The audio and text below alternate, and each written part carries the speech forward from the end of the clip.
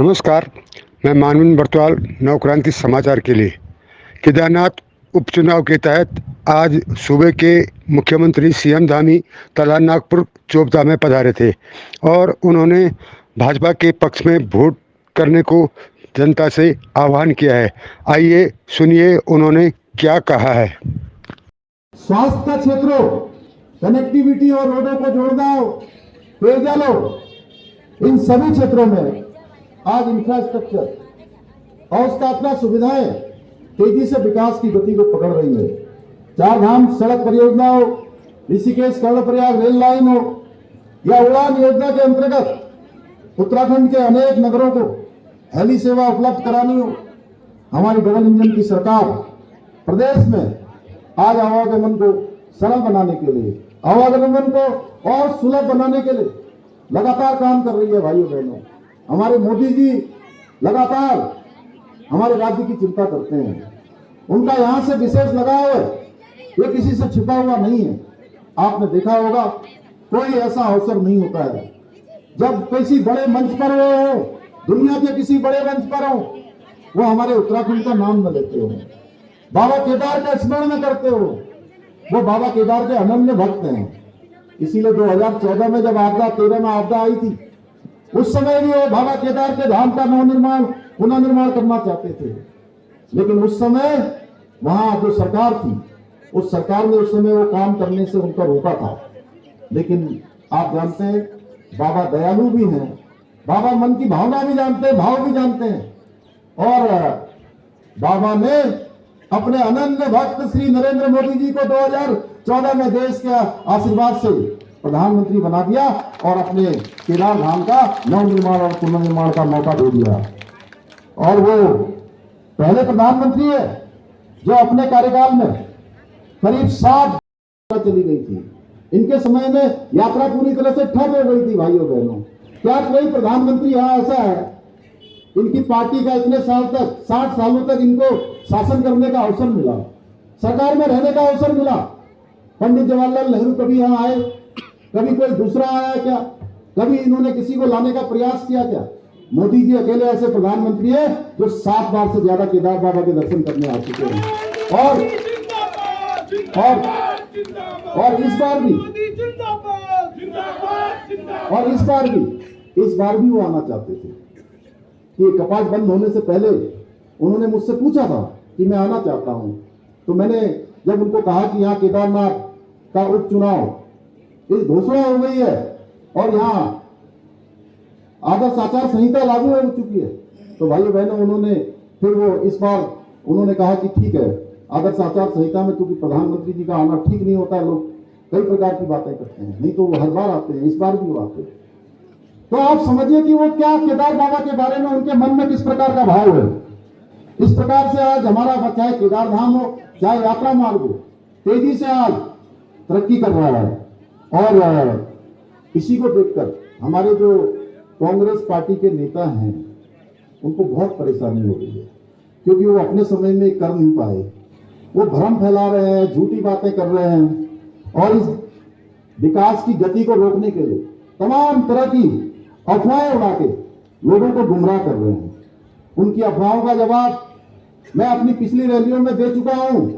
मैंने उनको उसी समय कह दिया था बाबा कि सौगंध खा के मैंने वहां पर बोला था कि ये झूठ बोलते हैं, इसमें कहीं कोई सच्चाई नहीं है। और जब से मैंने ये बात करी, उनको मुंहतोड़ जवाब दिया, बल्कि इनकी सच्चाई भी जनता के सामने रख दी। जब से मैंने इनको जवाब दिया है, तब से इनकी पोल खुली है, तो इनकी कांग्रेस की बोलती बंद हो गई है। इसलिए आशा दीदी, तुम रो मत, परेशान मत हो, सब लोग भली भांति लोग समझते हैं, भली भांति जानते हैं कौन झूठ बोल रहा है, कौन सच बोल रहा है। अपने शासनकाल में इन्होंने अवैध मजारे बनवा दी पूरे उत्तराखंड के अंदर, हरी पीली चादरें चढ़वा दी, घुसपैठियों को बुला दिया, लैंड जिहाद को बढ़ा दिया। और आज ये लोग बाबा केदार की बात करते हैं, बद्रीनाथ धाम की बात कर रहे हैं। भाई मैंने आश्चर्य होता है, जो लोग मुस्लिम यूनिवर्सिटी बनाने की बात कर रहे थे, आज चुनाव आ गया तो उनको केदारनाथ प्रतिष्ठा की याद आ जाती है, यात्रा निकालने लगते हैं, झूठ बोलने लगते हैं, कभी शिला की बात करने लगते हैं। आप भली भांति जानते हैं, कोई यहाँ से शिला लेकर जाएगा तो उसका चित्र खींचेगा, दिखेगा, कहीं रखेगा। 2 दिन पहले ही हमारे सारे तीर्थ पुरोहितों ने, केदार सभा के लोगों ने सारे अपने स्टेटमेंट जारी किए हैं। भाइयों बहनों, कांग्रेस की जो तुष्टीकरण की नीति है उससे राज्य की डेमोक्रेसी को भी आज एक संकट पैदा हो गया है, एक चुनौती पैदा हो गई है। हमने कहा है उत्तराखंड के अंदर अब हम वेरिफिकेशन ड्राइव चलाएंगे, यानी कि उत्तराखंड में जो भी रहने आएगा उसकी जांच करेंगे पहले।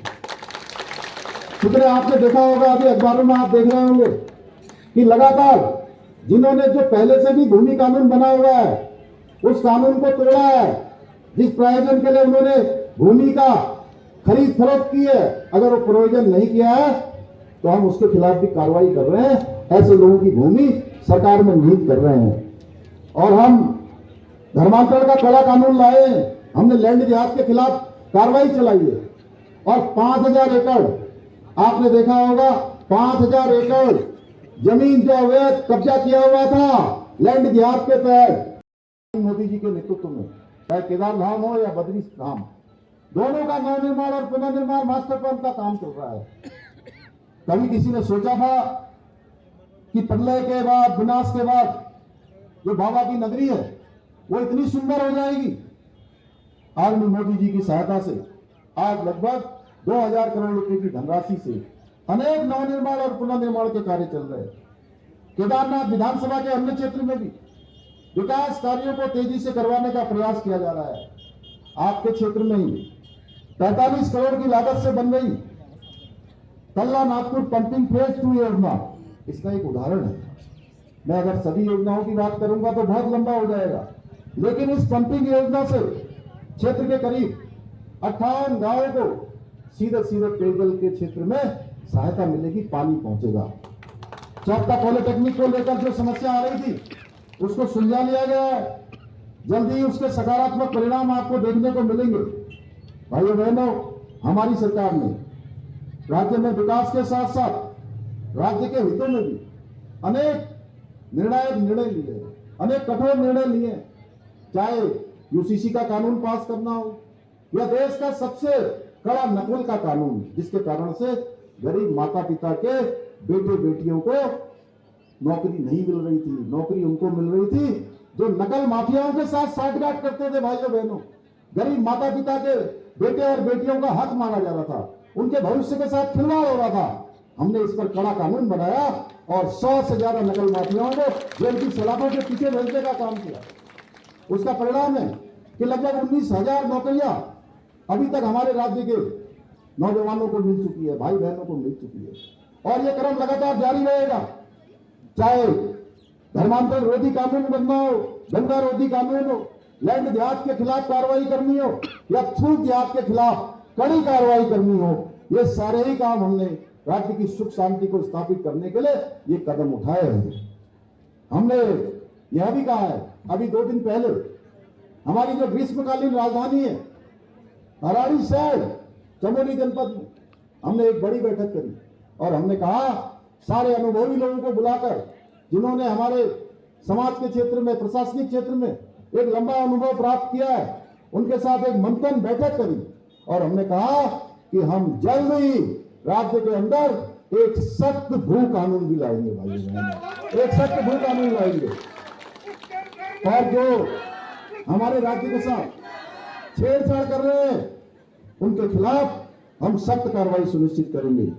भाइयों बहनों, आज जब केदार घाटी विकास की राह पर तेजी से बढ़ रही है, तेजी से आगे बढ़ रही है हमारे प्रधानमंत्री मोदी जी के नेतृत्व में, आज हर प्रकार से इस क्षेत्र का विकास हो रहा है। आप सोचिए, एक बार क्या होता था, 2014 में जब आपदा आ गई थी तो यहां आने वाले तीर्थ यात्रियों की संख्या 40,000 तक रह गई थी। उससे पहले के समय में 2 लाख 3 लाख लोग आते थे। प्रधानमंत्री मोदी जी के केदार धाम में आने के बाद, ध्यान गुफा में रहने के बाद पूरे देश दुनिया का फिर से केंद्र बाबा केदार का स्थान बना और ये संख्या 2023 में 20 लाख से ऊपर चली गई। और मैं इस साल की भी बात करूं तो इस साल भी 56 दिन यात्रा कम हुई है। आपको पता है कितनी भयंकर आपदा थी, 29 स्थानों पर सड़क मार्ग ध्वस्त हो गया था। भूस्खलन के कारण से पुल हमारे बह गए थे, उसको त्वरित रूप से बनवाए गए, लेकिन 56 दिन यात्रा में विलंब हुआ। 15 दिन यात्रा देरी से शुरू हुई। वो तो सर हमारे जो उसका तो नक्षत्र निकाला जाता है, समय निकाला जाता है। 15 दिन इस बार देर से यात्रा हुई। सब मिलाकर 56 दिन की कम यात्रा होने के बाद भी 16.5 लाख से सब बाहर, क्योंकि इतना दोष आप लोगों का देखकर मेरे मन में आप कोई संदेह नहीं बचा। जो झूठ है, अफवाह है, उसको आप लोग सब साफ कर दोगे। और यहाँ जो बादल है, काला मौसम है, उसको हटा के आशा दीदी को और कमल को खिला दोगे।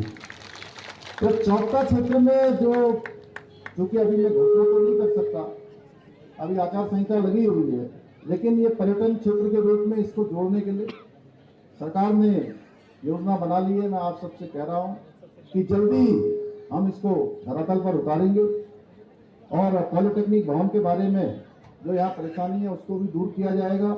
राजकीय इंटर कॉलेज भवन का निर्माण भी यहाँ पर हम लोग जल्दी ही पूरा करेंगे। किंजौरी गांव में भूस्खलन का जल्दी से सर्वे होगा और इसका ट्रीटमेंट के लिए हम जरूर इस पर अधिकारियों को हमने पहले ही निर्देशित कर दिया है। खलपतिया जो हेलीपैड है इसके आसपास जो हमारा घिंतोली क्षेत्र है, यहाँ पर सेब एवं कीवी की खेती बहुत अच्छी हो सकती है। चुनाव के बाद जरूर हम सारे उद्यान विभाग के लोगों को यहाँ भेजेंगे, जिससे कि वो आकर ये योजना बनाएंगे। मेरे पास 4 धार्मिक खेल मैदान का प्रस्ताव आया हुआ है, वह भी बन रहा है। चुनाव के बाद उसमें भी काम होगा।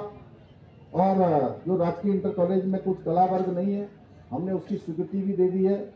10 जिला कंडई क्षेत्रों में कोटखाल, जपतोली मोटर मार्ग, जरम मार्ग तक मिसिंग मार्ग 1600 मीटर कई वर्षों से लंबित था।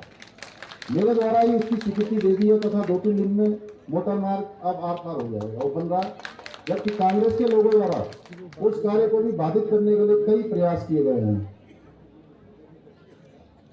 ये हमारे जो मंदिर है इस क्षेत्र के, कुंभेश्वर महादेव मंदिर, हलासी और महाल महादेव मंदिर, महाल गांव 10 चूल्हा, इसमें 25-25 लाख रुपए की धनराशि से सौंदर्यीकरण का कार्य हो रहा है।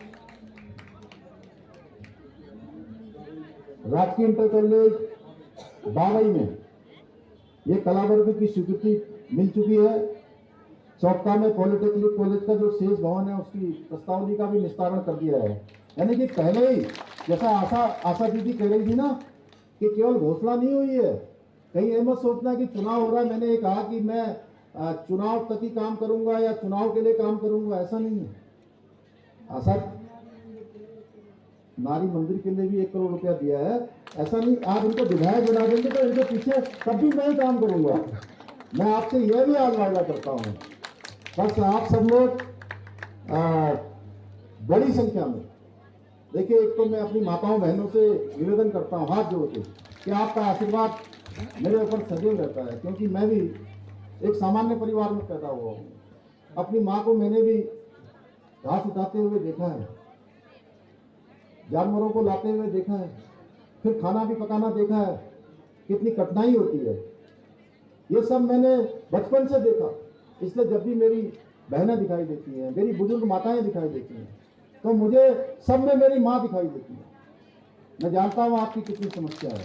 आप सबके साथ मिलकर हम इस क्षेत्र को आगे बढ़ाएंगे। नवाचार के क्षेत्र में माताएं बहनें जो काम कर रही है, उनके प्रोडक्टों को आगे ले जाने के लिए काम करेंगे। देश दुनिया में उनको पहचान मिले, उसके लिए हम काम कर रहे हैं। इस क्षेत्र को एक नई पहचान देनी है, अब नवाचार के रूप में पहचान देनी है, एक नए काम के रूप में, नए ब्रांड के रूप में मिलजुल कर हम इस काम को करेंगे। मैं आपसे यही निवेदन करता हूँ कि 20 तारीख को, 20 तारीख में ज्यादा दिन नहीं है। अब आशा दीदी अकेली है, ये कहाँ जाएगी अकेले। अब आप सब लोगों ने आशा दीदी बन के घर घर जाना है, घर घर जाना है, घर घर जाना है।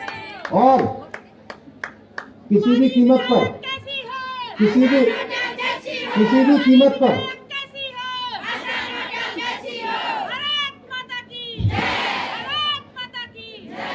किसी भी कीमत पर आप लोगों को इस बार जो वोट का परसेंटेज है, वोट का परसेंटेज यानी कि एक गांव में अगर 400 महिलाएं हैं तो 400 में से 399 वोट नहीं होने चाहिए। 400 के 4 जो है कमल के फूल में बढ़ने चाहिए।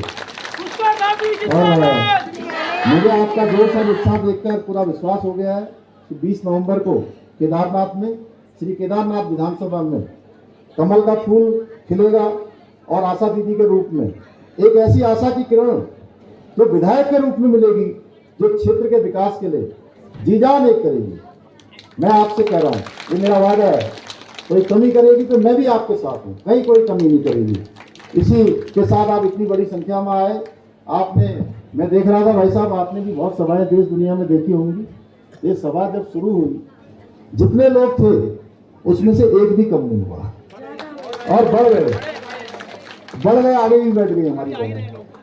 भाई साहब देख लो, इनको भी देख लो, मेरे को मत दिखाओ, यहाँ भी दिखा दो, थोड़ा कैमरा उधर को घुमा दो। तो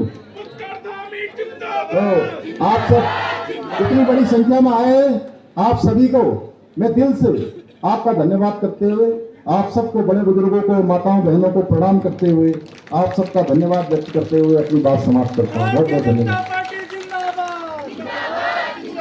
भारतीय जनता पार्टी जिंदाबाद। बहुत बहुत धन्यवाद माननीय मुख्यमंत्री जी।